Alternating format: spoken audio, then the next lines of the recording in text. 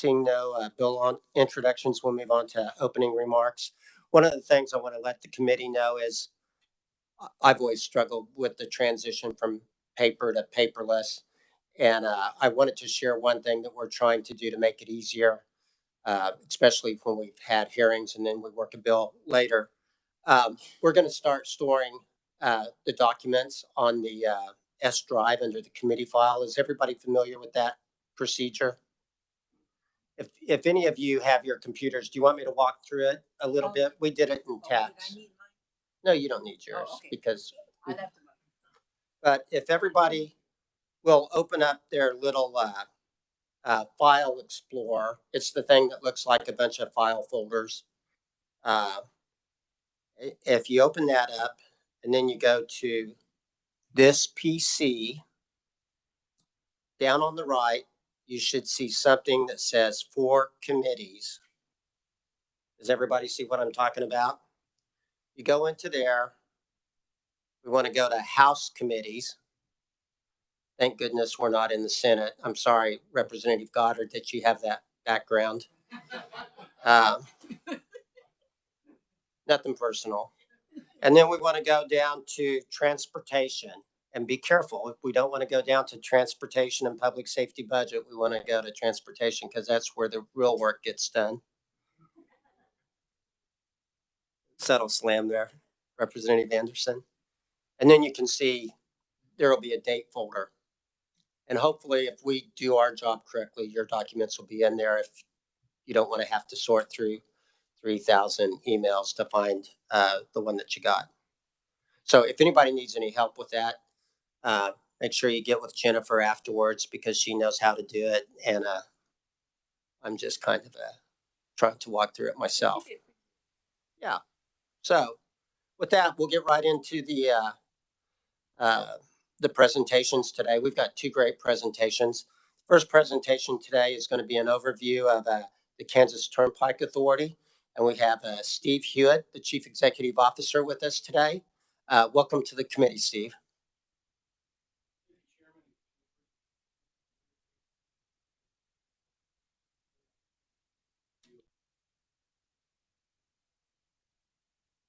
There you go. Okay, try that again. So again, we're excited to be here. We always like to talk about. I'm pretty passionate. Love talking about the Kansas Turnpike. I've been Steve Hewitt, been CEO since 2015, and we'll dive right into it here. And so, first off, we always like to talk about our mission and vision.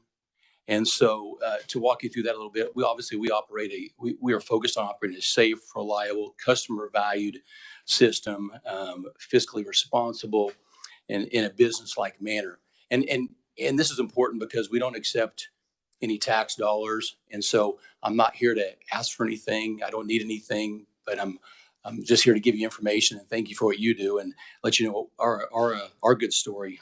But again, we don't take any revenues from the state. We generate revenues, and we'll talk about that today a little bit.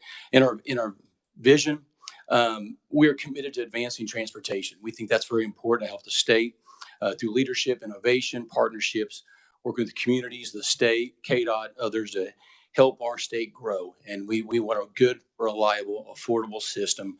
And I think that only helps Kansas. Move over to a little bit of some basic facts of the Kansas Turnpike. 236 miles, 1,000 lane miles.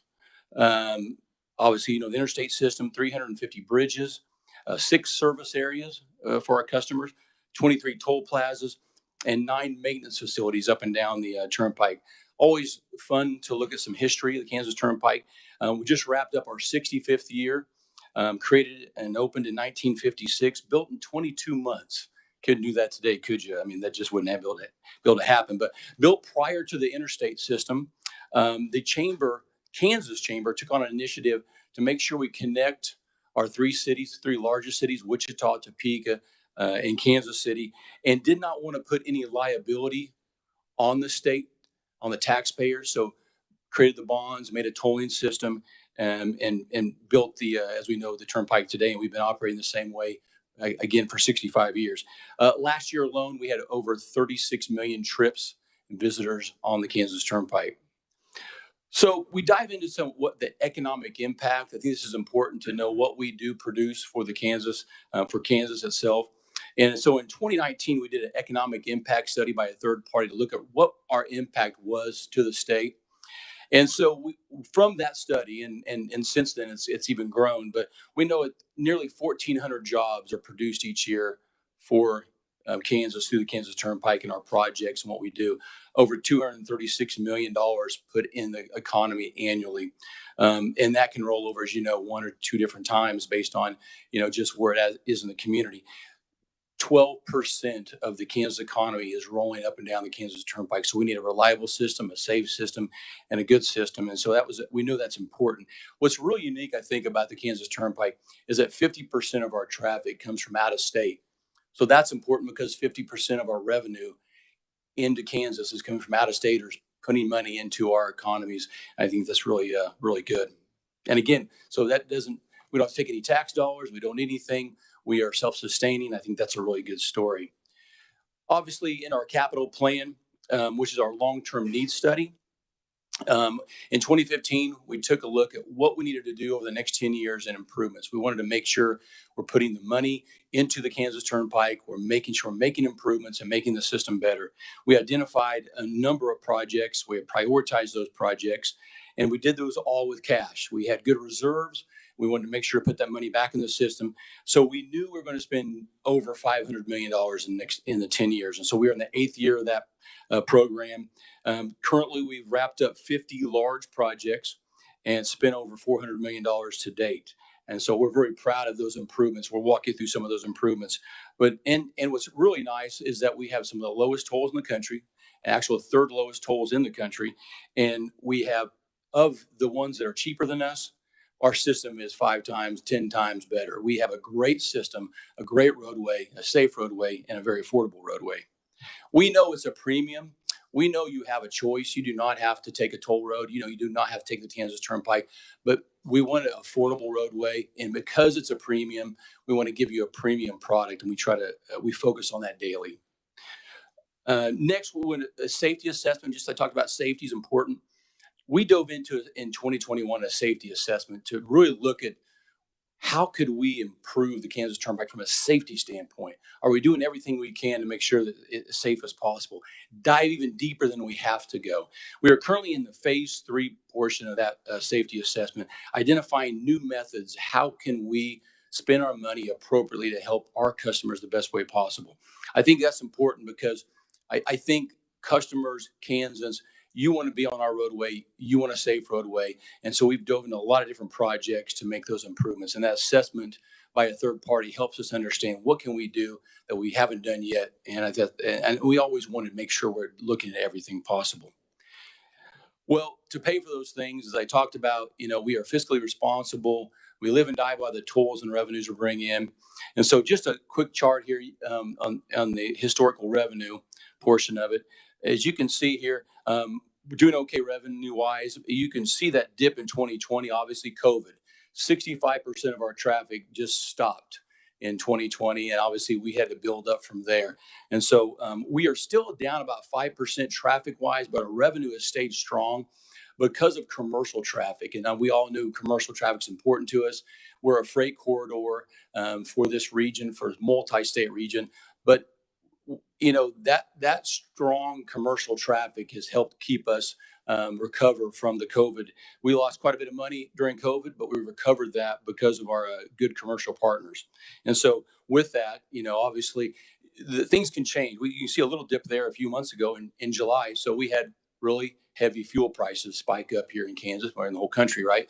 And so when there's big spikes and those kind of things, people decide, well, I may not travel as much. So we have to understand and watch those potential forecasts and models. But we've done a nice job to put ourselves in a good position to have reserves. We didn't lay anybody off during COVID. We kept our commitment to projects, and we have a good, strong backbone. And that backbone is really validated by the fact that Moody's has given us the highest bond rating you can receive for a toll agency. And so we take that with a lot of pride to make sure we have a good, strong fiscal system. And it also helps us keep our tolls low. We don't want to be struggling financially and feel like we need to raise tolls all the time to do these projects. We want to be fiscally strong and then have a good game plan. Part of that, people always ask us the compatibility. We call it interoperability with state to state. As you may know, your KTAG is compatible with Oklahoma and Texas, all the Texas agencies. People always ask us, when's the next state coming on? When can we see more states? When is the whole nation going to have compatibility? And so we are working towards that. Unfortunately, it's not just us. If we could do it and say, hey, work with us, it'd be complete. But there's different technologies in different states and different toll agencies. Some toll agencies are a bit behind, and we continue to work towards those states. We are excited to say that we, in the next couple of months, we'll have Florida connected to us, and maybe potentially by the end of the year, we hope to bring Colorado into our hub. And Florida is part of the southeastern hub. Then we'll bring those other states in the southeast as well, and we'll continue to work with. Everybody asks with the northeast states and the Easy Pass. We'll continue to work with to try to do that. But we do have good partnerships. We're compatible with Pre-Pass, Best Pass, National Pass, Bank Pass, and so those are national passes that a lot of commercial carriers will go to. And so then those commercial carriers can then not worry about driving from state to state and worry about different, violations, or am I going to be told? Is it not going to work? Is it going to work? Or I have to have 13 different tags in my window? Nobody wants that. And I don't want that. So I know travelers ask us, I want to drive to Indiana, Illinois. I don't want to worry about that. We understand that. Nor do I. We want to hopefully have compatibility. We'll continue to focus on that here in the future. As we talked about our long-term needs study, our capital plan, we're going to walk you through a few key areas we're really focused on. One area is our bridges. We have a bridge program to raise our bridges, a 65-year-old system. Things in the standards in the 1950s were different than today. We had a number of bridges. In fact, we had over 100 bridges under the 15.9 threshold that we wanted to bring up. And so we have really focused on raising our bridges. We've raised 67 bridges to date along the Kansas Turnpike. Of those 100 we want to eventually raise, and spent over $30 million on those 67 bridges over the past 8 years. And we continue to raise bridges. That's good for freight, good for safety. And we'll want to continue that effort as we may have an aging system, but it's something we're dedicated to. Next is our drainage program. Over the years, there's been water in the roadway, and we wanted to tackle that and really make sure to fix that. Maybe we didn't have to fix that, but we wanted to fix that and go above and beyond. So we dove into a flood mitigation program and evaluation to evaluate what areas of the Kansas Turnpike do we need to tackle to alleviate the issue when the heavy rains come down, that our culverts and areas are filling up and getting water on the roadway. So we identified those, prioritized those. We spent over $25 million to date on those areas, and we'll continue to focus on the last few. And we're spending over $3.6 million a year tackling flood mitigation to make sure we keep water off the roadway. Again, a safety element that we want to make sure we're tackling. In 16 different locations were identified in that study. As you can see, we're getting close, but we've still got a ways to go, and we'll continue to tackle some of those areas. But the most critical areas that had the biggest issue, we tackled those first. Beyond that, we talked a little bit about commercial customers, and we have really made sure to help our commercial freight corridor and help those customers and those partners, investing in parking assistance, wrong way detection, systems of notification on parking and stalls that are available. It's important that we do that. We invested quite a bit to date. We understand, as we talked about revenue, our commercial customers, number one, the commercial customers are important for Kansas economy, important to our revenue, our Kansas Turnpike. So we are good partners, and we've invested quite a bit over the years to make sure that that freight corridor is strong, and so a strong freight corridor on the Kansas Turnpike keeps freight off of county and Kdot roads that doesn't have put damage on their roads. Let's get them on the Kansas Turnpike, and let's hopefully we'll save some issues on other roads. And we've been dedicated to make sure we've got a good, strong roadway for our commercial customers. Our biggest project right now, you've heard a lot about this probably, is our cashless tolling. So we tackled starting with open road tolling. You probably understand. So from our eastern terminal, our Topeka terminal on I-70, down to our southern terminal down by the Oklahoma border, we started our open road tolling. If you just keep going at mainline speeds, very popular. Our customer surveys, over 98% of our customers love KTAG, love open road tolling, and told us, hey, we've been to other states. When are you going to go everywhere with this open road towing? So we call this cashless towing, which we eventually, here in 18 months, we are focused on in 2024, the summer of 2024, we're going to have cashless towing. That means removing gates, removing toll booths, and the free flow of the customers and traffic. It's safer, more efficient.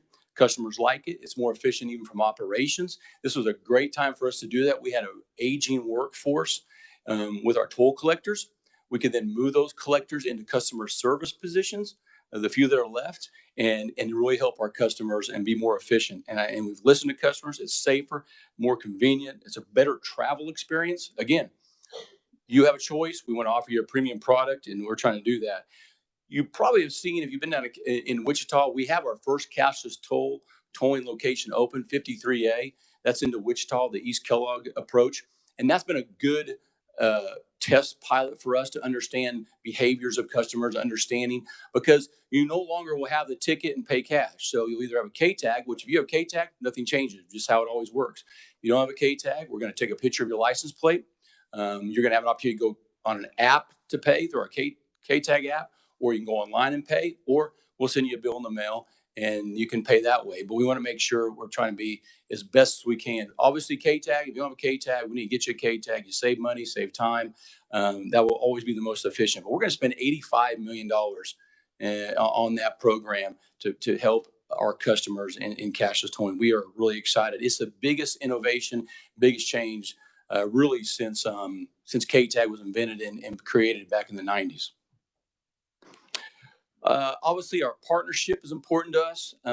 Working with Kdot and KTA, the partnership's always important to try to save money, right? So we are separate from Kdot, but we work closely together. We appreciate our partners at Kdot, and we've joined them with different projects and to try to find efficiencies. They've helped us with inspections. We've helped them with some items as well, and working together. I think save money for the state of Kansas. That's ultimately what we want to do. Good for our customers, good for the citizens of Kansas, and keep those dollars spent in the most efficient way. Things like Kellogg Project, East Kellogg, Turner Diagonal, and US 69. So as we go into US 69, in 2019, there was some toll legislation that came out of the task force that talked about, hey, could we expand towing to help KDOT, another tool in their toolbox? And so KTA is more than willing to do that, and allows KTA to work with KDOT for potential, use of partially using tolls on a project for expansion to potentially help the future. And so we're excited about that. We have the technology. It can work. We can be good partners, and we're here to help. And so that legislation was passed in 2019. That moves us into, I just talked about US 69, the US 69 Express. That's a KDOT project in Overland Park. They can talk about the actual construction project. The key thing here is we will be a partner. We have an agreement with each other to be a partner for this on the towing. And so we're going to add a lane. So US 69 has 4 lanes. We'll go to 6 lanes. That additional lane will be a express lane. It'll have congestion pricing, so it'll help the congestion in the area and help alleviate the struggles of that busy roadway. But as a K-Tag customer or a Kansas, we're going to manage that lane for KDOT. So we're going to toll that lane. We're going to send those revenues over to KDOT. Great partnership with Overland Park, KDOT, KTA, approved by the Finance Council. A great project that's going to open up here in late 25, early 26. We are excited about this managed lane. I think it's going to help. It's not unique to tolling. It may be unique to Kansas, our first managed lane. But our technology, working with KDOT, a great partnership to save money and really help Overland Park out as well to make this project happen quickly. And so we're really excited to be part of that project. And more to come, obviously, as the project gets closer. We always like to talk about the Highway Patrol. We have a dedicated troop to our Turnpike, Troop G. We have 47 troopers that are dedicated just to help our customers. And why that's important, we pay 100% of those troopers. I pay their salaries, their benefits, their cars, their gas, their uniforms. We don't ask the state to cover anything. We cover that 100%. They're troopers, but we cover all that. And I think it's a great partnership because we want to make sure that, again, safety. We've got a dedicated troop that's there 24 hours a day to help our customers if there's any issues. And so we like to talk about that because it's a great partnership as well. And lastly, community partnerships. I think what's nice is that we make sure to work with our communities. And so when a community may want to potentially look at an interchange, their local government will come to us and say, hey, we would like to potentially look at something. We're more than willing to do studies. We're working on this study with City of Topeka currently right now. We're also working with the City of Auburn on a study for how do we fill the gap, and will the new traffic there at an interchange cover it? And so then we talk about funding and how do we cover that funding. We don't take any tax dollars. We utilize the toll dollars, and if there's gaps, we work with the communities to fill those gaps. But we are here to continue to work with communities. We've worked with other cities before, with Wichita, down in Mulvane at the Kansas Star, and we'll continue to work with communities as needed. I think the key thing here is that we understand that KTA is always here to help when it makes sense. We are a business in a sense that we have to utilize our revenues, but we also want to be diligent and try to help where we can. In summary, really, on this particular last slide, you'll see some QR codes. If you'll click on those QR codes at your convenience, you'll see videos kind of talking about cashless tolling as well as US 69. It's a video that Kdot pushed out for explaining how US 69 work, and then one on cashless tolling. So at your convenience, it's just videos we're pushing out so to help educate our partners, our customers on those kind of things. But again, we appreciate the opportunity to be in front of you, talk about our improvements, our modernization. We understand that, it's great that we have 50% of our revenue and traffic comes from out of state. We don't take any tax revenue from you, and we've got a good fiscal plan to try to move forward. So I appreciate your time, and we'll take questions when appropriate, Chairman. Thank you, Mr. Hewitt. First question is from Representative Holheisel. Thank you, Mr. Chairman. Thank you, Steve, for being here today, and thank you for all your guys' work on the Turnpike. My questions pertain to cashless tolling. So you kind of covered the back end when you're exiting off. How does that exit rectify the entrance that you got on? How do you know which entrance, I guess, onto the Turnpike you got on? That's a great question, because currently right now we have a hybrid because that's our only exit.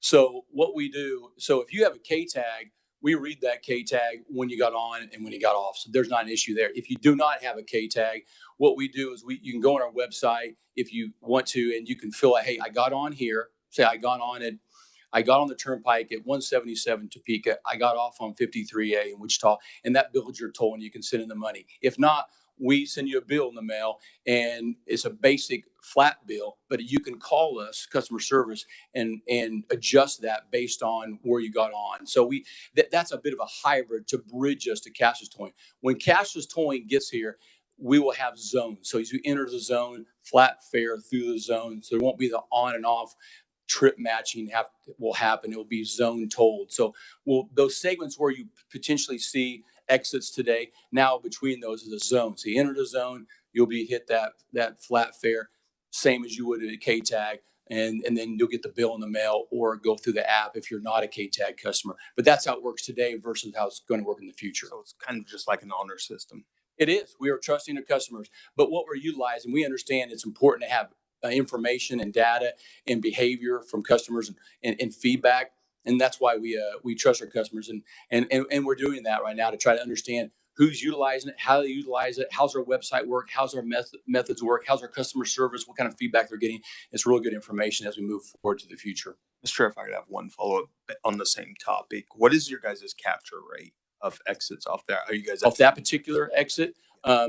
Over time, it may take 90 to 120 days, but it's over 90%. Yeah. And so, and that's a great question from a standpoint from a follow-up, that we have some folks that don't pay. That happens on open road tolling. It will happen at 53A. We go through a lot of different methods to try to find them, reach out to multiple times, and eventually, potentially, they could go to a collection agency. Eventually, we work with independent firms to help us collect it, but we try our best to try to get it. And Kansans are great. Where we run into challenges, sometimes we're out of state folks, and we're working to try to get those. So to that point, my wife got a bill from the Texas Turnpike Authority in Texas. We haven't been to Texas in years. It was to my address, and Is that something that Texas would have on record through you guys? Because I do have a K tag with you guys, but none of our vehicles have been to Texas in a while. That actually probably, I'm gonna have to guess a little bit. I don't know the specifics, but if you've not been down there, it's not a K tag issue. It's going to be a duplicate tag issue probably. Kansas has duplicate tags potentially, so a number can come up, and so multiple numbers can be on multiple different tags. And so the first one that came up was probably your name. They got your information, they dig it out, then they send you a bill in the mail. You can contact my customer service. We'll help you fix that if you need some assistance. But that can't happen because Kansas does have duplicate tags. So there's potentially, because we've had other customers travel. For example, a gentleman in Western Kansas, he has an antique vehicle that hadn't left the garage in 20 years, and Colorado sent him a bill in the mail saying this is you were on our turnpike, but he wasn't because of the duplicate number. We worked through to resolve that. How accurate, Mr. Chairman? Sorry, another follow-up. How accurate is your technology? Because we have 35, 40 distinctive license plates in the state of Kansas. How accurate is your technology picking up the different distinctive plates? So same number with a Wichita flag plate or Braden's Hope plate. Yeah, our technology is pretty good. I mean, it's going to capture our visual image review will capture nearly 99% of those. But you will run into things like dirty tags, snow, sometimes lighting, covered tags. There's some challenges there. Now, what I don't know how well technology is in other states and how well their success rate is. Our cameras, we have state of the art cameras. We're updating our system constantly. So I feel very, very confident that we're going to get most of our folks. We can determine if it's a bronze, award versus a silver versus an antique. So, and then we try to also catch the make and model too. So we have the number that comes back ABC 123. Oh, it's a Chevy pickup versus all of a sudden that comes back and said, no, that's a Ford Bronco. Well, then we know that's not the customer. So we wouldn't send that out. So is it a computer that reads this and puts the data, or do you have physical folks going through every tag capture you guys have and putting that information in? Both. We have a computer that will read it automatically, but we also have a quality control folks that will follow up with that to verify that's correct or not. And those records that you guys have, I believe you guys keep them on file for only 90 days. Image review. The tags. 180 days. 180 days. That's my director of IT, Bruce Smysh. So 180 days is specifically what our current policy says. I apologize for the number of questions, Mr. Chair. Great questions. Thank you very much. You're done for the day, buddy. All right. Representative O'Hobson. Thank you, Mr. Chairman. I think my good friend, Representative Hoheisel, actually asked a question I wanted to ask in terms of data security. He said it was 180 days. That's kept on file. Is that correct? Violations. Yeah. Right. What happens after 180 days? Like Destroyed. It's destroyed? Okay. So my next question is in terms of Turnpike dispute. Say, for instance, I have a car and a friend of mine drives it across the Turnpike, forgets to pay. I get a bill. How do I dispute that? Hey, I'm not the one that actually drove it. It was my friend. How disputes going to be handled? Yeah, so disputes can be handled through our customer service program, and the issues with that can then go up to our leadership program, which is our staff. But the car with the tag is going to be the violator, so it's going to go to the owner. So that's how we read that. So then you're going to have to work on with your friend or your son and daughter the issue that they may have done, and that's, believe it or not, that happens more than you realize. The son and daughter thing does it, but it can't happen. But it goes with the toll goes with the tag, which is the car. But you can just contact our customer service and dispute that, and you can show, hey, that wasn't me, or my tag is not. I do not own a F-150. I own a Chevy. We will resolve that. And that information we made known to the public, because a scenario like that, if the dispute goes on, just like you said, it could go to collections. And if it goes to collections, it hurts people's credits, in terms of that. So I'm just trying to understand, the It's mechanism important. It's in terms of important you reach disputes? out to us, and so they'll get multiple letters in the mail prior to any collection opportunity. We give multiple opportunities. It's important you contact us. So, and we continue to push. We are continually pushing that message out. Contact our customer service. Let us know disputes, issues, concerns. We need to know so we resolve that. Because you're correct. If you don't do anything about it, potentially it could go to collections. Representative Collins. Thank you, Mr. Chair. And actually, this microphone's working good now. I spoke too soon. Okay. Yeah, I spoke too soon on that matter. But I was just wondering, the 69 managed lanes, where will that begin and where will that end as far as location? Okay, specifically in the construction, we'll leave that to Kdot. I believe it's 145th Street, 151st up to just south of 435. Okay, thank you. Representative Hoy. Thank you, Mr. Chair. Back on the cashless tolling, where does the final responsibility lie when it's a rental or courtesy vehicle, if it doesn't get paid? Yeah, so ultimately that does go to the rental company. And so what the rental companies do, if you do not work out that with the rental company, they charge you a fee on top of that. So typically what we've been seeing is if you don't have a K tag or you don't have a movable K tag or have that or pay or get online and pay quickly, then we send that to the rental company. They then pay for that. They'll pay those tolls, and then they upcharge you. And that happens quite often, to be honest with you. So it's important that folks plan their trip when they have a rental car.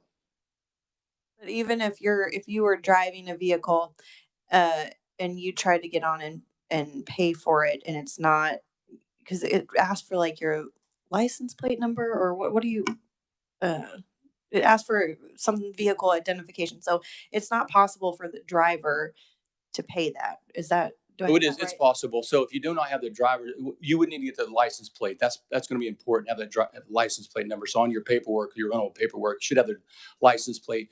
Call our customer service. Give us the license plate. Give us the time, location you think approximately we're at. We can research that, look it up, and make sure you can get that paid prior to any additional charges from the rental company. Or if it's a courtesy vehicle, it goes Same as courtesy, yes. Okay. Not your vehicle. You could potentially be upcharged from a dealership or a rental company. Thank you. Representative Proctor. Thank you, Mr. Chair, and thank you for the informational briefing today. It was informative. I'm really concerned about the privacy of the data from the tag readers. And it's not just you, there's a proliferation of automated tag readers in Kansas. What do you guys do with the data? Where is it stored? Who can have access to it? Is it an open record? Per the statute? How's that work? Hey, great question. And this seems to always come up a lot because privacy is a key for customers today. So that information is held with KTA. We do not release that as not open record. That only stays with that customer. In fact, if you have a KTAG account or a customer, we're not going to release it to a spouse unless you give authorization to do that. So we keep that and we store that ourselves. We do not release it. We protect it, and we understand the privacy is a concern. So that is our number one issue. But yeah, we understand that it's coming through us, and it cannot be released. No open records. Others can't ask for it. Mr. Chair, if I could, Sure. When you say you store it, it's in the state of Kansas. It's not going to another database in another. Correct. It stays with the Kansas Turnpike. We're not sending it to a third party. It's staying with the state of Kansas. Well, not the state, I should say, Kansas Turnpike Authority. Okay. Thank you very much. Thank you, Mr. Chair. Representative Weigel. Thank you, Mr. Chair. Thank you for your presentation. I have a couple quick questions dealing more with safety issues.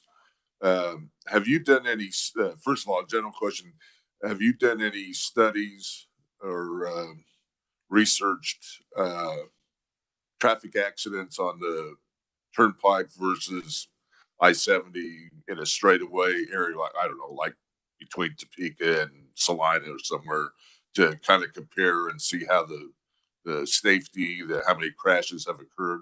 Are you doing anything like that? We do compare, the uniqueness about the Kansas Turnpike, which is a little different than the Kdot. And I don't want to speak for Kdot, but we do review their information. But one of the unique things is we have more data probably than Kdot does because we have our own incident management system.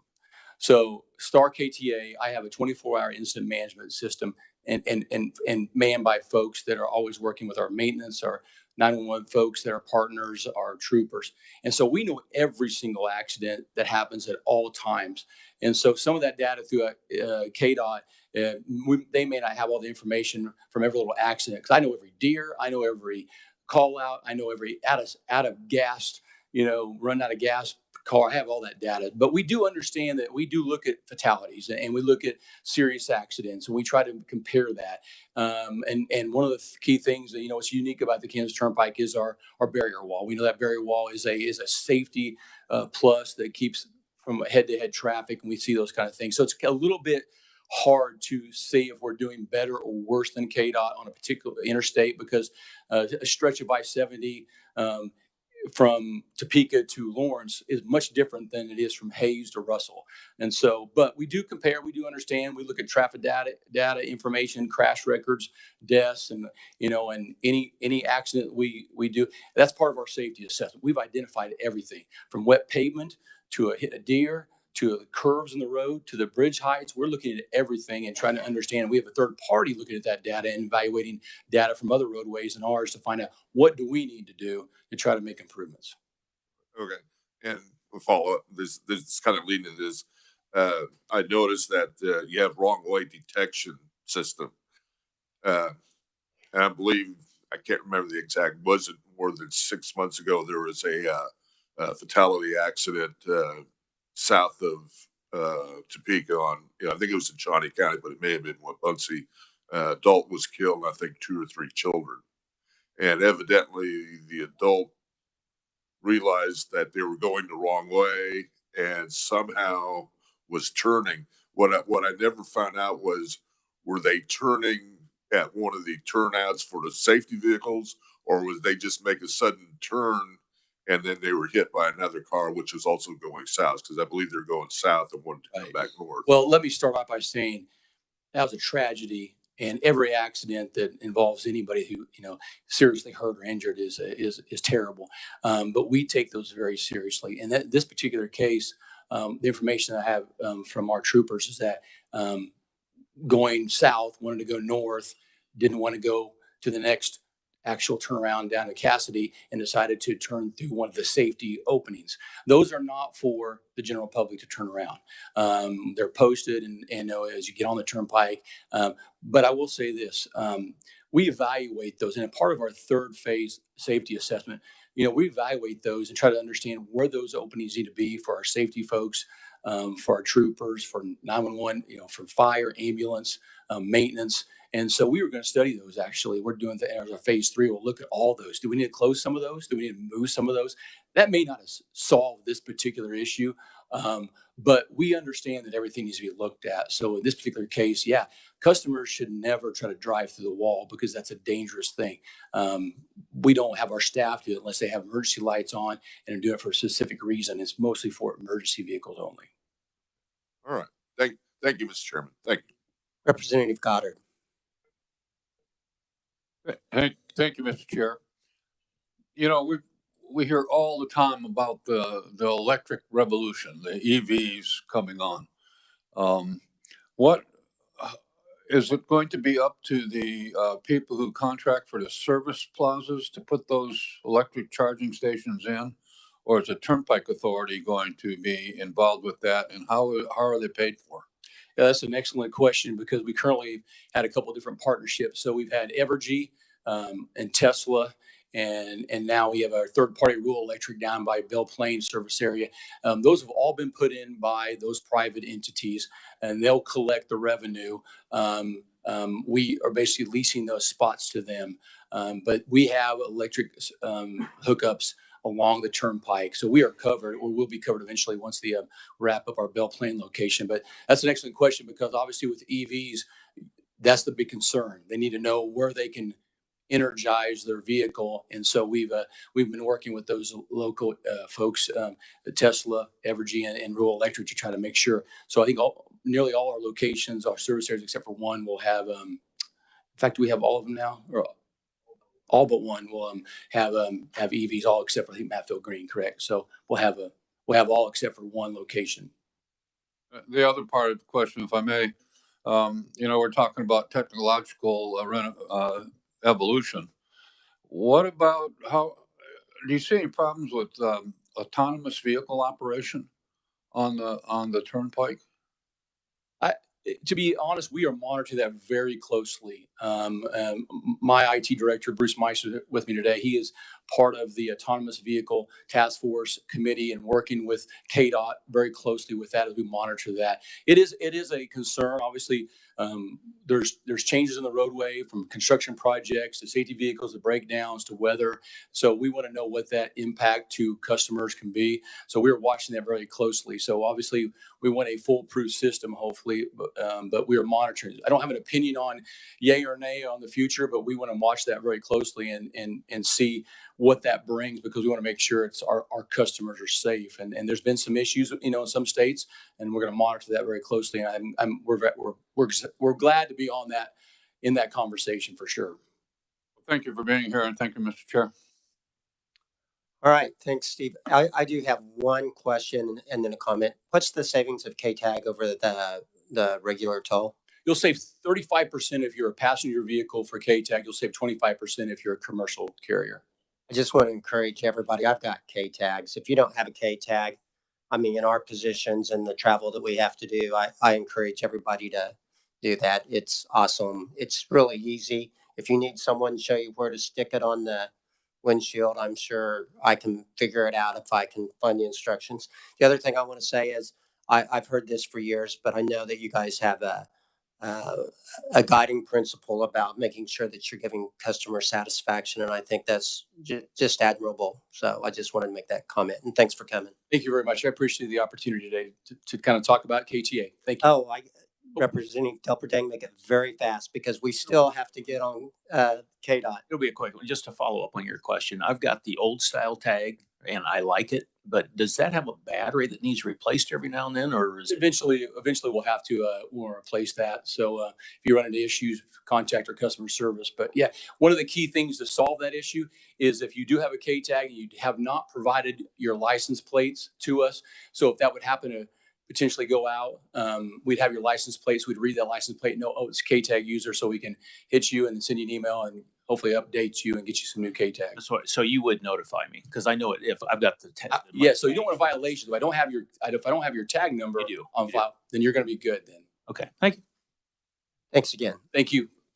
All right, next on the agenda is we'll have a presentation by Calvin Reed, the Acting Secretary of Transportation. Welcome to the committee, Calvin. I guess we're going to be getting your PowerPoint up. Yep.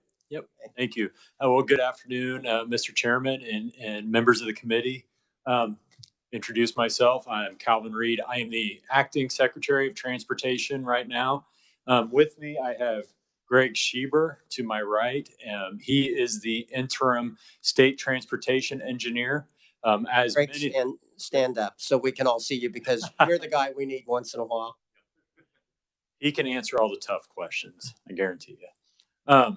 So obviously our agency is in a bit of a transition right now, and Greg and I are really excited to lead the agency through this transition. I am new to this role as secretary, but I have been working in the industry for over 20 years, and 15 years of those are with Kdot. And most recently, I served as a senior director for engineering and design with Kdot. The purpose today is really to provide you with an overview of Kdot and to give you an update on the Eisenhower Legacy Transportation Program, what we like to call EIC for short.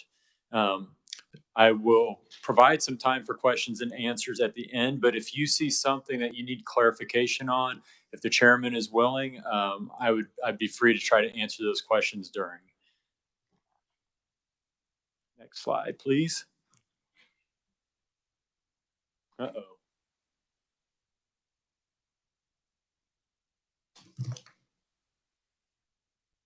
Okay. So as a reminder, IKE is our current 10-year transportation program that was passed in 2020, literally at the end of the session that was shortened by COVID. The passage of IKE would not have happened without bipartisan support, and it's because of that continued support that we've been able to make some great progress in recent years. I'll go into more detail about IKE later on in the presentation, but here are some of the successes that we've seen in the first almost 3 years of the program. Construction across Kansas has increased by about 300% since 2017. I'm sure you probably have noticed that as you've driven around the state. We let almost $890 million worth of highway projects in preservation, modernization, and expansion in fiscal year 22. And we're projecting to let about $1.4 billion worth of work in fiscal year 23. This is significantly higher because of the US 69 Express project that the KTA discussed earlier. We'll talk a little bit about that, but if you have more questions, I'd be happy to discuss it.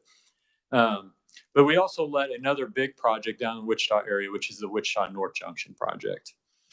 And one thing that our team is most proud of is that even with all this additional work that we're doing, we have been able to reduce employee accidents with Kdot. And those have decreased by about 46% since 2019.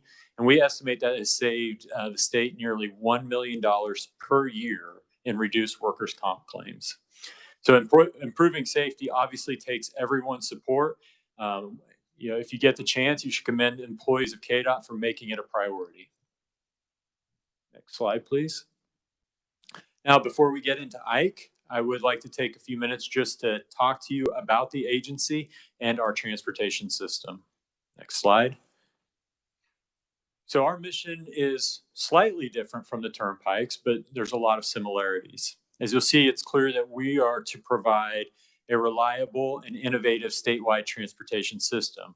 What I'd say is that that is more than just highways and bridges.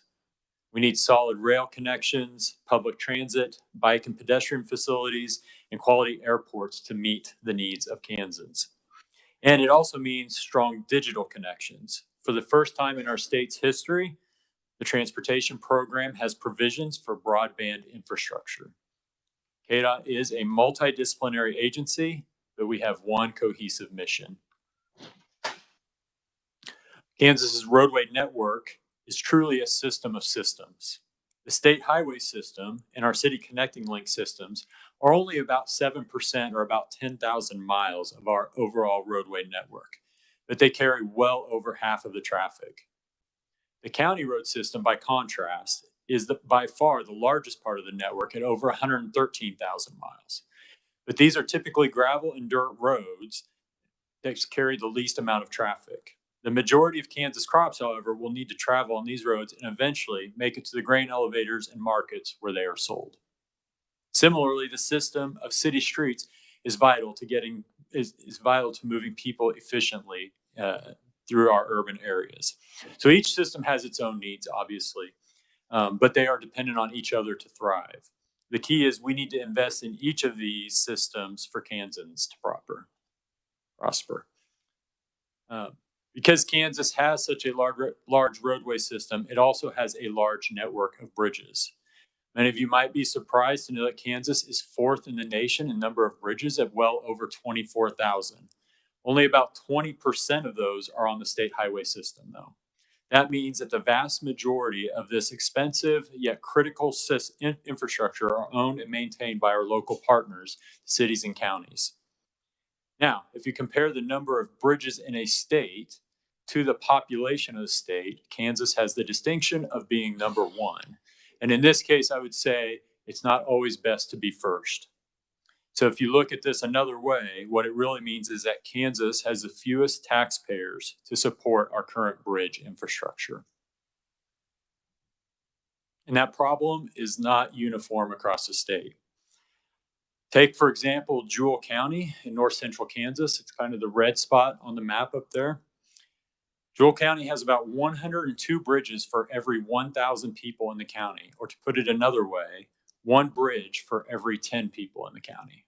Contrast that to the urban areas of the state or far southwest Kansas, where there may be one bridge for every 2,000 people. Another key statistic about our transportation system is traffic fatalities. I'll give you a little good news, bad news here. First, the good news. After several years of an increasing trend in number of fatalities, 2022 is projected to be our first decrease in fatalities in 5 years across the state. However, the bad news is this number is still too high. Kdot is continuing to invest in systemic improvements to our roadways to increase safety and drive this number down. Many of the fatalities are on our rural local system.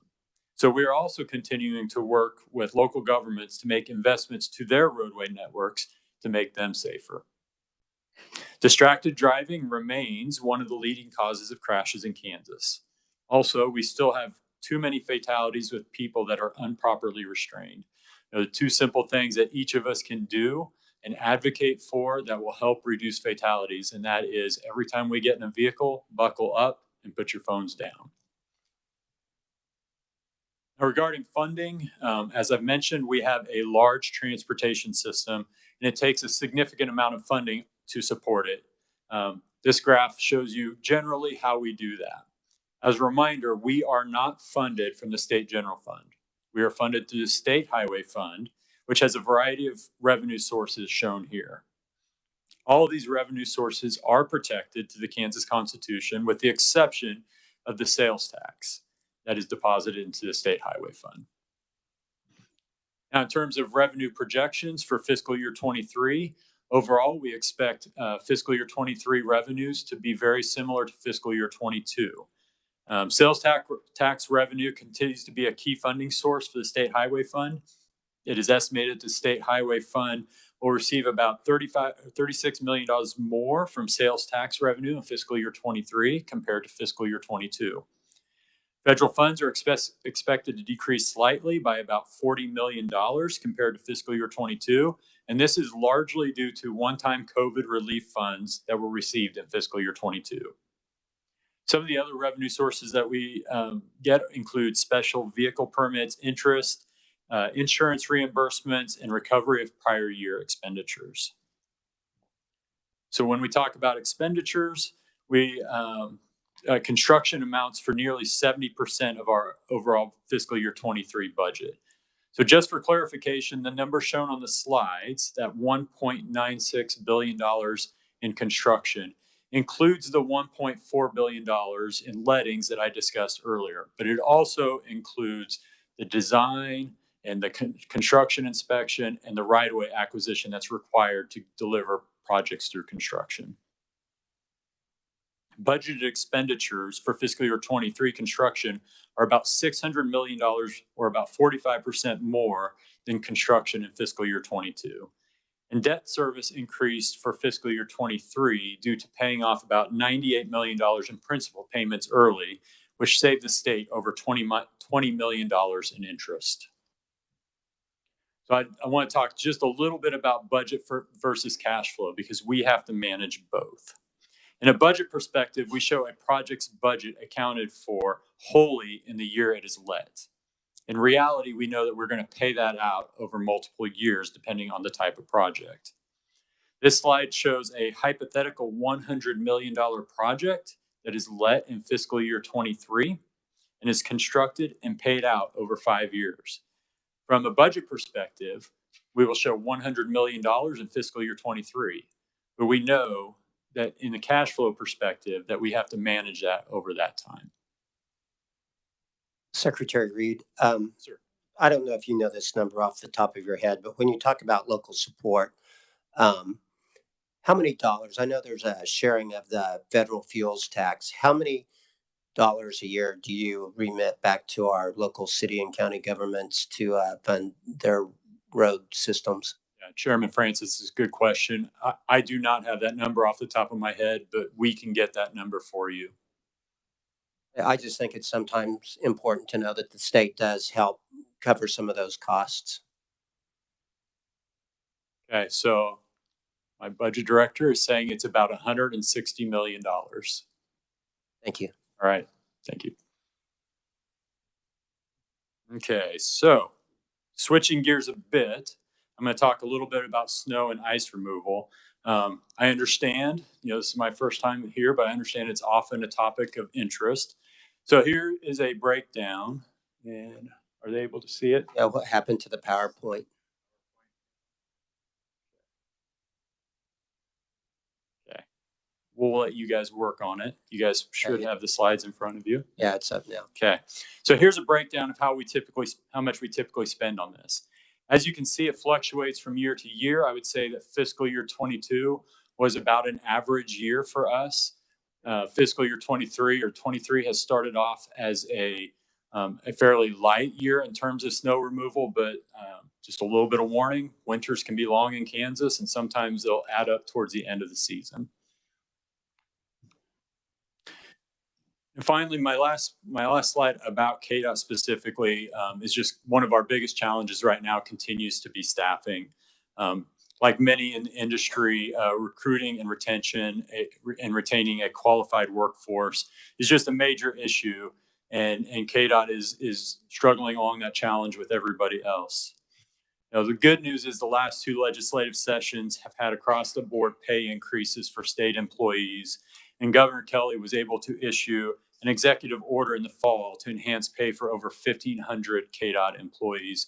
That pay enhancement came after a lot of market research that Kdot performed to determine really which positions were most out of market. But we know that there's still a lot of work to be done. And Kdot, myself personally, Greg, are willing to work with anybody who's willing to look at this and talk about ways that we can help our state employees and specifically Kdot employees get the pay that they deserve. So now I've talked about Kdot, I want to talk a little bit about how we deliver it, which deliver our transportation projects, which is through the IKE transportation program. So IKE was built to be a flexible and comprehensive program. This shows all of the major components of IKE. Those in blue were programs that operated on our previous program, which was called T-Works. The yellow are programs that were added or reinstated under IKE. The largest dollar investment by far go to our highway preservation, modernization, and expansion projects. However, IKE is more than just about building roads and bridges. We also have a lot of modal programs, which I'll discuss in a minute. And then what we would call our local partnership programs, where we would work with local communities to help meet their transportation needs. For example, our cost share program is quite popular at helping local governments solve transportation problems in their communities. Kansas makes annual investments in transit, aviation, rail, and bike ped each year. Should be noted that Kdot is not directly responsible for any of this infrastructure, but we know that it is in the best interest of Kansans that these all function effectively. For fiscal year 21 through 23, the IKE legislation has added $5 million to the existing $5 million annual investment in short line rail improvements. Qualified applicants are Kansas short line railroads and shippers located on short line railroads. Qualified projects include major track rehabilitation, bridge improvements, capacity enhancements, shipper siding improvements, and locomotive acquisition. For fiscal year 23, we were also able to bump up the investment in aviation from $5 million to $10 million. This was due to over $50 million of requests through our Kansas Airport Improvement Program. We'll continue to evaluate the need for this program and whether or not we should continue to support it at the $10 million level for fiscal year 24. I would say, though, that examples like these are what make IKE so great. It is very flexible and that we can move the money to where it is really needed. In addition to the modal programs, passenger rail is also an important part of our transportation system. So we are actively engaged with Federal Rail Administration, Amtrak, and Oklahoma on potential connection from Newton to Oklahoma City called the Northwest Flyer Extension. Kdot currently has a contract with a consultant to produce a service development plan that aligns with the FRA's guidelines and will outline a roadmap for the service and provide decision makers with the information that they need. With new federal funding through BIL, there are lots of opportunities to serve Kansans in this arena. As I said earlier, by far, our biggest spending on Ike is on highways. As a reminder, these are the three major categories of highway projects that you'll see. Preservation projects are really taking care of what we have, while modernization projects are really about making safety improvements to our highways. And expansion projects, which tend to be much more expensive, are addressing the capacity concerns for our system. Representative Reed, I gave you a raise, didn't I there? I think we have a couple of questions. Representative Delberding, did you have a question? Thank you. I didn't mean for him to stop right then and there. Well, since we've already stopped, let's just get it out of the way. While we got it open, you were mentioning the Amtrak train. That just kind of brought my attention. There's, my understanding, there's like 30 miles of track south of Wichita that's preventing us from connecting into the southern part of the country. Is that something KDOT's involved with? If so, to what extent? Thank you. Yeah, so that's part of what we were discussing there is that, and thank you for the question, by the way. That we are working with Oklahoma and Amtrak to make sure that the mission and the goals are aligned here. I cannot tell you specifically how KDOT is participating in this, other than we have hired the consultant to help make sure that we're lining up with the Federal Rail's goals for this program. Representative Hoheisel. Thank you, Mr. Chairman, and thank you, Mr. Reed, for being here today in this presentation so far. I have two questions that are kind of opposites, but the first question is regarding bridges and train bridges. We had a presentation the other day on rail service.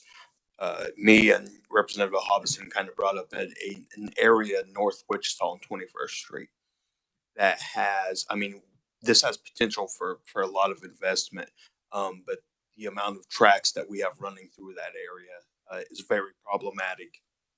So what kind of programs, do we have any state, federal, local cost sharing programs? I know the city of Wichita and I believe KDOT worked on this issue years ago, and for some reason it went to the wayside. What programs are there available that we could kind of, explore to help solve this issue? Yeah, and thank you for that question. Yeah, I think there are probably several programs that might be able to help with this. I'm not exactly sure where you're talking about, so I don't know if we're talking about a rail bridge versus a highway bridge over a rail.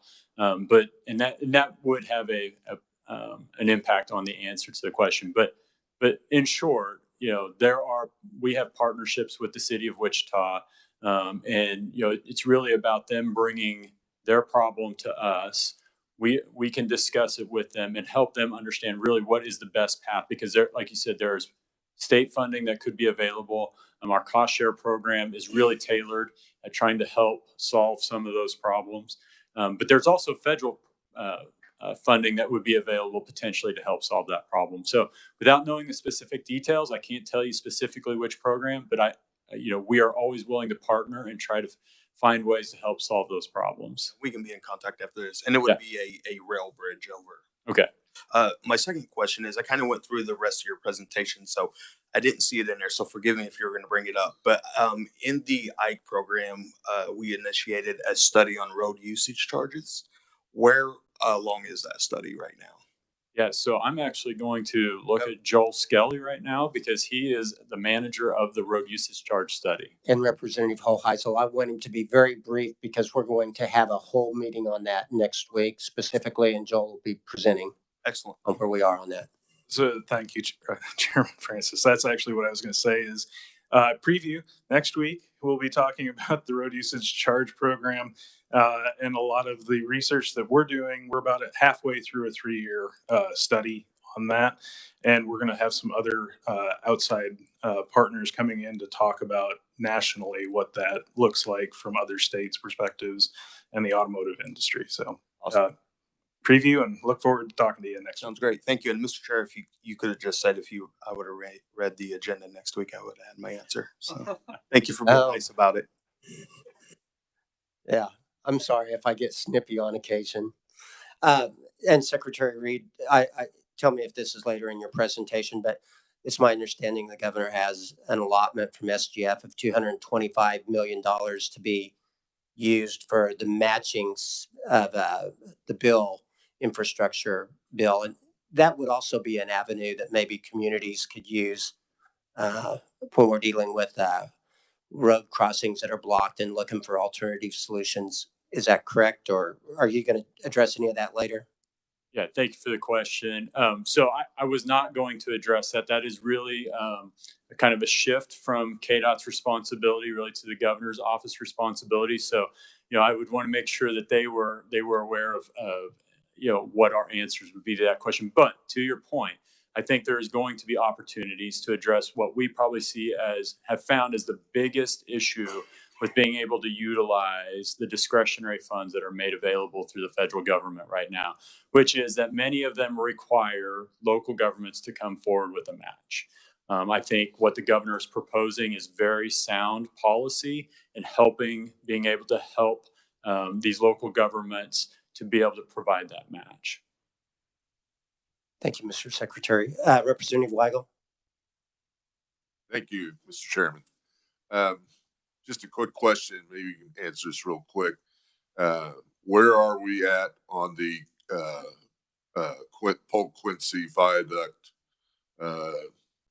tear down renovation? How is that going? Because after the initial, all the stuff that came out, and I haven't heard much since then. So just wonder if you could just give us a quick update. Sure, I'll give you that update now. So just real quick, from my last update on the project, we're kind of in what we would call the quiet phase right now. We have acquired most of the land required to be able to build the viaduct. Right now, we have an agreement with the Kansas State Historical Society so that they can go in and do some archaeological investigations in some key parts of that area. That's a very historically sensitive area. And then we are continuing to develop plans. Right now, we are still on target for a letting late in fiscal year 24, I believe. Okay, so the short is you're on track. I mean, you're not having problems with something that's going to. I would say our right-of-way acquisitions, which we identified really early on, would be critical path. We have been able to work through those, and we've had great partnership with the city of Topeka on being able to do that. All right, thank you. Yeah, thank you, Mr. Chairman. All right, thanks for putting up with our interruptions. Go ahead. I appreciate the break, Mr. Chairman. Okay, so is my presentation? Yep. All right, so next slide, please. So this slide is really showing how the breakdown of those three different types of projects that I talked about, preservation, modernization, expansion, what they look like in terms of spends in the last 5 years. I will point out that, like I said earlier, that fiscal year 23 is a bit of an outlier because of the large projects that we have let so far this year. I mentioned the US 69 Express and the Wichita North Junction project. I will also say that keeping our system in good condition was the top priority of the legislature when IKE was passed. And IKE requires that we make sure that our preservation needs are being met before we make investments in new highways or expansion of our system. In 2020, we projected that we would require spending about $500 million per year on preservation. However, we will likely have to increase that based on higher than expected inflation in the last couple of years. And I'll talk just a little bit about that now. So like everybody else, the cost of doing business is going up for KDOT. We are monitoring price increases to make sure that we're making fiscally responsible decisions. As you can see in this graph, we're looking at the most common bid items that we have let in the last 3 years. If you just look at how much construction we did in 22, it represents about $664 million worth of work. When we apply the same amount of work to the average cost of those same bid items in 2021 and 2020, we get a good picture of what inflation has really been for KDOT. This cost the state 29% more in 2022 relative to 2021, and nearly 45% more in 2022 relative to 2020. These high inflation rates have offset the higher than anticipated revenues that we received through the first 2 years of the program. So at the end of the day, we don't currently anticipate a major change in the amount of work that was originally envisioned in the IKE program. But obviously, we're going to continue to monitor the revenues, and we're going to continue to monitor inflation to make sure we're making good financial decisions for the state taxpayers. So with all this work, it's important that we have a robust selection process for our highway projects. Preservation projects are programmed annually and are based on engineering needs. Kdot staff use historical data and good judgment to come up with the right mix of actions that benefit the system for the long term. Modernization and expansion projects also use engineering data such as safety, traffic, and road conditions. However, we also take additional factors like local input into consideration. We also, for our expansion projects, we'll consider economic growth as a consideration. I believe Representative Proctor has a question. Okay. So I've been very, very frustrated with the kind of the transparency of how you pick what projects get done when. And I asked this question 2 years ago, and I didn't really get an answer.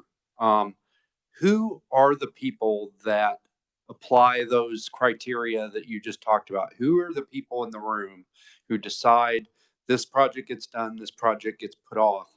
And then who is the final decider in chief on that? Okay, so I want to make sure I understand. Are we talking specifically about modernization and expansion projects? We're talking about the projects that you do to, like I'm obviously thinking about my bridge, Centennial Bridge, but all the projects. How do you decide where to prioritize? Not how, because I've gotten that answer several times. Who are the humans that together make that decision, and then who's the final person that says, "Yay, verily, I concur, non-concur." Well, thank you for the question. So what I would say is that it's really the experts within KDOT. So we're using folks from our program and project management group to really understand how these different projects might impact fiscally. We're also involving folks from planning and engineering design. It really is a team effort. So if I was to say one group of people, I would say it is our executive staff, and then ultimately the final say goes to the Secretary of Transportation. There's no cut from the governor. The governor doesn't say like, "Yeah, I approve that decision," or "No, I don't approve that decision." So I will honestly answer the question that I've been in this job for 1 month, and I have not received that information from the governor. Okay, thank you, Mr. Chair. All right, so on our next slide, I'll talk a little bit about our pipelines. So our expansion and modernization projects are selected periodically to be put into our development pipeline and our construction pipeline. We select projects for the development pipeline every 2 years after we have had our local consult meetings. We pull from the development pipeline to put projects into our construction pipeline, and we will finish the cycle by replenishing the development pipeline after local consult. So IKE differs from our previous transportation programs, and that in our previous transportation programs, we would select at the beginning all the projects that we wanted to do over the course of the next 10 years. The IKE program allows us to select more frequently smaller batches of projects so that we know that we're meeting needs and meeting emerging needs and seeing emerging trends. So as a recap of what we've accomplished this far under IKE, in summary, we've had local consults in 2019 and 2021. Through those discussions, we've added about $2.3 billion in projects to the development pipeline. We've also selected about $1.3 billion to put into our construction pipeline. Some of those projects have already been let and are currently under construction. So it's important to note that the projects must be in the development pipeline before we move them into the construction pipeline. And thus, we're not adding projects directly into our construction pipeline, but rather we are advancing the projects that are currently under development into our construction pipeline. All these dollar amounts that you see are estimates at the time of the announcement. So the estimates are continually evolving as the projects are being developed and as we see things like inflation occur. And Kdot is excited to host our next round of local consult this fall. I think I've been part of the last 2 local consults. That's probably one of my favorite things I do with Kdot. It's great to go and talk to people, and it's everybody. It's not just business leaders. It's not just legislators. It's really hearing from all of the citizens of the state of Kansas and understanding what their needs are. It's just a great process. So we're looking forward to it again this fall. We don't have specific dates set yet, but look forward to that information coming soon. Our last local consult was all virtual. So we are really looking forward to getting out and talking to people in person again. Even though it was virtual, we had over 2,500 people attend and just got amazing feedback to help us prioritize our projects. So because of the vision to create and launch IKE, Kansas is in excellent position to take advantage of the additional federal dollars made possible through the bipartisan infrastructure law, which was passed in 2021. We can invest these dollars much faster into our economy because we have restocked our development pipeline through IKE. So we fondly refer to IKE and Bill as our new best friends, and these combined will give us an opportunity to make an even bigger impact for Kansas. Bill appropriations are broken into 2 basic categories. We have what we call formula funds and discretionary funds. I'm going to talk mostly about the formula funds here today. The discretionary funds really speaks to Chairman Francis's question earlier in the governor's plan. So think of formula funding as guaranteed money, apportioned to every state by a formula established in the law. The table you see on the screen identifies the additional formula funds that Kansas will be receiving for transportation. We are projecting to get $89 million for highways and $45 million for a newly formed bridge program. Another new program that we will be getting money for is $8 million for an electric vehicle charging program. And really that is about making strategic investments across the state to private entities to be able to build charging stations and build out our charging infrastructure. We will also receive about $4 million, $3.7 million for rural transit. So I've highlighted the bridge money up there, one, because I am a bridge engineer by trade. So that's how I started my career at Kdot. So it's a passion of mine. I love to talk bridges. But also I want to share some positive news that we've been able to do regarding bridges and the issues that we see on the local system. So as we discussed earlier, many of the bridge needs are on our local system. And since IKE provided us with committed funds to address state system needs, we are sharing these new bridge funds with local governments. For years, Kdot has had 2 programs to help address local bridge needs. So rather than create a new program out of the BIL money, we restructured the existing programs to make them larger and ultimately easier for locals to use. 2 ways that we made these programs more attractive to locals. One, we replaced federal dollars with state dollars. State dollars are just much easier for local governments to administer. So the way we do this is by using the new federal bridge funds on bridge projects that we have already identified on the state highway system. And then we displace an equal amount of state funds to be able to put into these programs to help our local governments. We also reduce the local match requirements on local bridge programs. We've heard early and often that the biggest struggle for a lot of communities in being able to apply for any of these grant funds is being able to come up with a local match. So we created a sliding scale of the match requirements based off of population density. So we recognize that there are some counties that have very few people, making it extremely difficult to raise funds for these bridge improvements. And obviously these bridges can be essential not only to their economy, but to the economy of the state, and that many of these are ag routes for our farmers. So there were 5 bridges that we funded this round that we did not require a local match on at all. The remaining counties that received projects provided local matches. We provided a local match of up to 15% of the total cost. This past December, we gave our first award for the bridge projects under this enhanced program. We announced 33 projects totaling over $40 million for these two programs.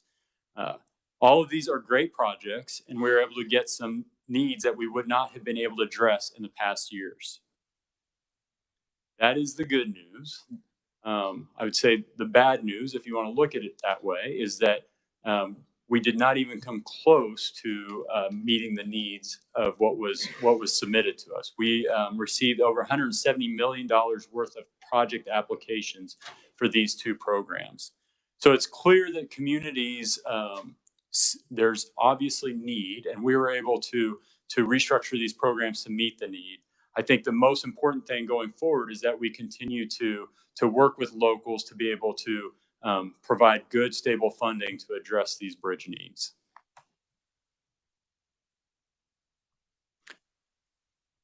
Because we know there are a lot of needs, this map up here shows all of the poor condition bridges on the locally owned system.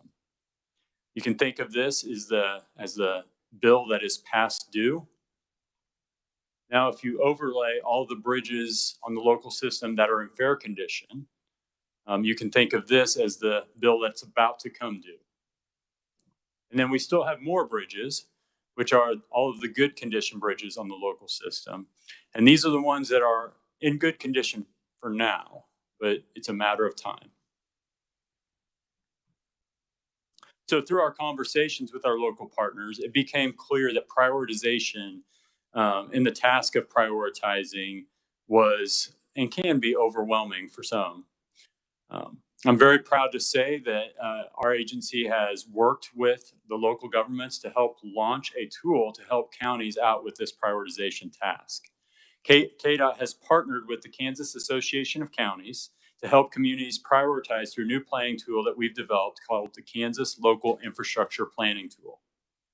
This planning tool reports back to counties the amount of infrastructure that they have, roads and bridges, and how much it costs to maintain that infrastructure.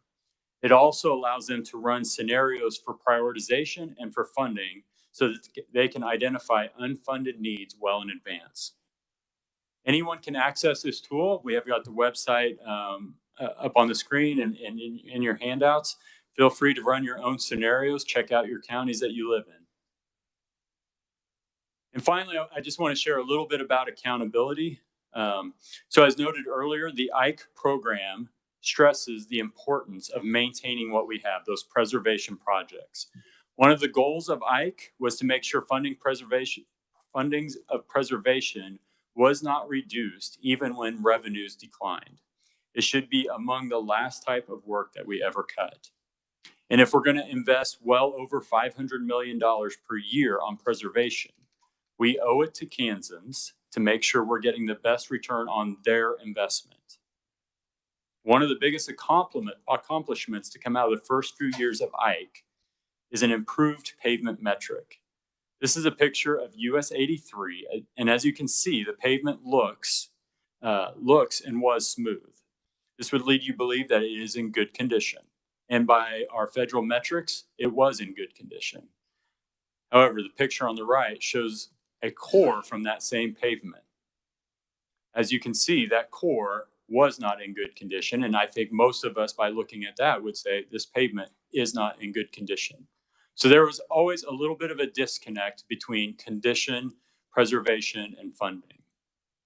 So Kdot staff have worked to develop a new metric which accounts for both surface condition, which is federally required, and the structural integrity indicators. The new metric will allow us to optimize our decisions to get both short-term value, but also prioritize heavier actions when they bring long-term gains. And best of all, we're making this also publicly available so anyone can go see how their investments are having an impact. Next slide. You can go to kansaspavement.com and you can run your own scenarios. You can make adjustments to see how reducing funding could negatively impact system health, or by increasing funding, how much it might impact system health. So I encourage anyone to go to that website, run your own scenarios, give us some feedback. We'd love to hear your feedback. And so with that, I'm happy to take any further questions that you might have, Chairman. Thank you for the time. Yeah, and we're going to run out of time. So if everybody will please keep their questions short and concise, and I'm sure they'll be glad to stick around afterwards if you want to expound upon what you asked. Representative Hobson. Thank you, Mr. Chairman. Thank you again. I just wanted to find out, has there any, you talked about the pavement, has there any study been done with respect to rubber asphalt pavement here in the state of Kansas? Is there any, is there any studies that are out there by the Department of Transportation? Thank you, Mr. Chairman. That's the question I have. Yeah, thank you, Representative. I think that's something that we can follow up with you on. I don't know the answer to that right now, yes. Greg. Okay, Greg is our pavement expert. So yes, I don't know what the results of those were, but we'd be happy to follow up with you on it. Representative Collins. Thank you, Mr. Chair. I was just wondering, you talked about on the IKE program, how every 2 years things are evaluated and moved up in the pipeline. Through an evaluation, could something actually be kicked back, or I guess it would be put on hold? Yes, if I understand your question correctly, Representative, yes, we will advance projects into the development pipeline. We will develop them, and then there is always the possibility that needs change, or that something might change that might change the priority of that project, and it may not get put into the construction pipeline. All right, thank you. Thank you, Mr. Chair. Representative Proctor. Thank you, Mr. Chair. So the other, this Tuesday, the engineering team that's working on the Centennial Bridge came to give a briefing to our city commission. And we were all a bit stunned when they told us that the groundbreaking was not until 2027. Because 2 years ago, we were told 5 years, and 2 years has elapsed, but only 1 year got ticked off the clock here. So I'd like to know, what was the, why did it move?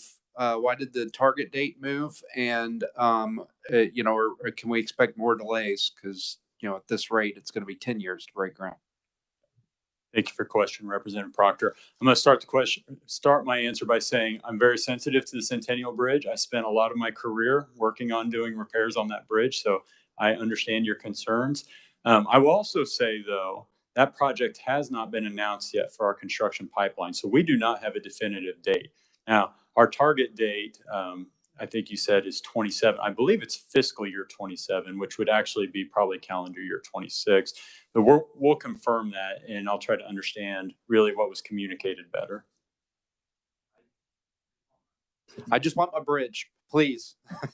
And that's always a problem with Kdot, isn't it? I want my 4-lane highway. But I mean, it is really one of those difficult things. I'm going to have to come out and see that bridge sometime, because it sounds like it's a real problem. It's right down the road from a really good Thai restaurant. Representative Hoheisel. Thank you, Mr. Chair. Thank you for the rest of your presentation. I'm just looking for a status update on the East Kellogg project. I know we ran into a few snags. Or what date for letting are we projecting now? Yeah, so I appreciate that question, Representative. So we right now, as you mentioned, we ran into a bit of a snag last fall, and that has caused us to pause and reevaluate the project. So right now, the design team and executive staff are working together to try to figure out the right path going forward for that project. What I can tell you right now is that we are 100% committed to the construction of that project. We know that the need is great for that stretch of Kellogg. We expect to have a definitive direction by the end of this month, because we know that it's important to get development continuing on with that project as quickly as possible. I appreciate that answer, sir. Thank you. Thank you, Mr. Chair. Right. I do encourage everybody to try to catch them afterwards. We're running out of time for the next committee deal. I do want to let everybody know that next week, the plans are we're going to have a similar presentation on broadband, middle mile, fiber, and transportation technology on Monday, which is the 23rd. On the 25th, we're going to be having the road usage charge presentation Mr. Skelly will be there to talk about KDOT's plans. We'll have CDM Smith, Charge Point, and I know this is wrong, but the Automobile Innovative Alliance. Yeah, I was trying to come up with the right words. Also, on the 26th, tentatively, we'll be starting our hearings, and it'll be HB 2019 and HB 2020. So that's what we're looking like next week. So with that, thank you everybody for your patience and putting up with this, and catch these guys afterwards. Thank you.